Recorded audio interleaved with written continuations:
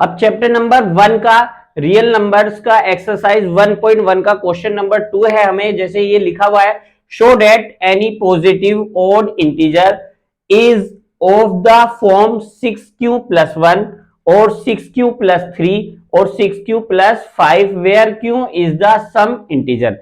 तो अभी हमने यूक्लिड थ्योरम जैसे आपको बताई थी, थ्योरम नंबर 1.1 है यूक्लिड डिवीजन थ्योरम जो है, उसी का इसमें यूज करना है। हमें यहां पर शो करना है कि ये वाले जो नंबर्स हैं ये ओड नंबर्स हैं।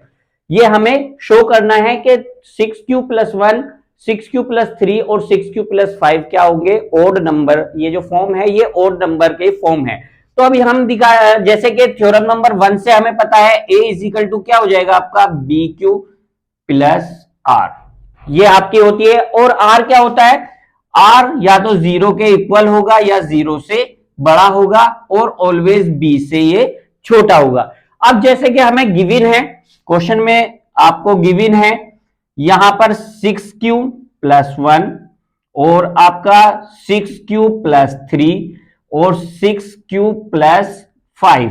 यहां पर अगर हम कंपेयर करें तो b की वैल्यू आपकी क्या हो जाएगी, यहां पर b की वैल्यू आपकी 6 हो जाएगी, आपकी b की वैल्यू 6 हो जाएगी। तो अब हमारे पास r की वैल्यू अगर हम फाइंड आउट करें तो r की वैल्यू क्या होगी, r की वैल्यू क्या होगी, हमेशा b से छोटी होती है। तो अब हमारे पास क्या कंडीशन बची r की वैल्यू के लिए, तो r की वैल्यू या तो 0 हो सकती है या 1 हो सकती है आपकी, या 2 या 3 या 4 या 5।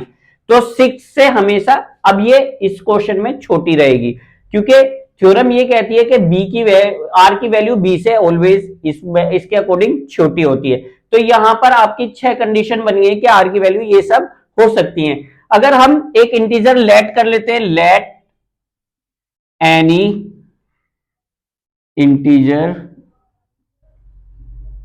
ऑफ ए कोई हमने इंटीजर लेट कर लिया है, तो उसको अगर हम यहां पर पहले हम पुट करेंगे, यहां पर हम पुट कर लेते हैं तो ये इस फॉर्म में हो जाएगा a = आपका 6q और प्लस r की फॉर्म में आ जाएगा।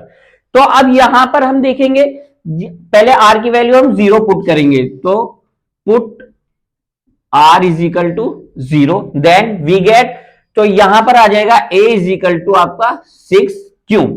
अगर हम r की वैल्यू पुट करते हैं, r = 1 पुट करते हैं, तो हमारा क्वेश्चन हो जाए, ये होगा आपका 6q और प्लस 1। अगर r की वैल्यू हम 2 पुट करते हैं तो a = क्या हो जाएगा आपका 6q + 2। और फिर r की वैल्यू अगर हम पुट करते हैं आपके 3, तो ये हो जाएगा आपका a = 6q + 3। और r की वैल्यू अगर हम 4 पुट करते हैं तो ये हो जाएगा आपका a = 6q + 4। और r की वैल्यू अगर हम 5 पुट करते हैं तो ये हो जाएगा a = 6q + 5। यहां तक आपका ये आपके पास इंटीजर आ जाएंगे। a = आपके पास आ गया 6q और फिर आ गया a = 6q + 1। फिर आपका r2 पुट करने पर a = 6q + 2 हो जाएगा। अब यहां पर देखिए पहला इंटीजर हमारा आ रहा है क्या, a = 6q। 6 का अगर हम किसी से मल्टीप्लाई करते हैं, 6 का अगर टेबल आप देखें तो उसमें हमेशा जो यूनिट नंबर होता है, जो इकाई का अंक होता है आपका, अगर हम बात करें जैसे 6 की 1 से मल्टीप्लाई करें 6 की 2 से मल्टीप्लाई करेंगे तो आपका 12 हो जाएगा, 6 की अगर हम 3 से मल्टीप्लाई करेंगे तो 18। तो यहां पर आपको दिख रहा होगा कि इसका यूनिट नंबर हमेशा इवन नंबर आता है 6 से किसी की भी मल्टीप्लाई करने पर, तो ये भी हमारा क्या हो जाएगा, इवन नंबर हो जाएगा यहां पर। तो अगर हम बात करें अब इसकी, जब इवन नंबर में हम कोई 1 प्लस करते हैं तो वो हमेशा क्या हो जाता है आपका ओड नंबर हो जाता है। तो ये वाला आपका क्या हो जाएगा, ओड नंबर हो जाएगा। तो ये वाला तो आपका इवन में इवन ही प्लस कर रहे हो तो इवन ही रहेगा, वो आपका सम संख्या ही रहेगी मतलब आपकी। और अगर आप बात कर रहे हैं यहां पर 3, तो ये क्या हो जाएगा आपका ओड हो जाएगा। और ये वाला क्या हो जाएगा आपका इवन नंबर हो जाएगा। और ये आपका क्या हो जाएगा, ओड नंबर हो जाएगा। इस टाइप से अब हमें मिल जाता है कि ये वाली डिजिट a = 6q + 1 ये ओड हो जाएगी आपकी। और a = अगर हम देखें इसको 3, ये भी ओड हो जाएगी 6q + 3। और ये a = आपका 6q + 5 भी ओड हो जाएगी।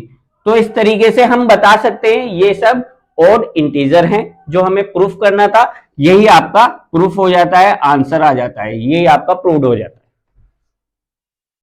जिन बच्चों को स्क्रीनशॉट लेना है वो स्क्रीनशॉट ले सकते हैं। अब करते हैं क्वेश्चन नंबर 3।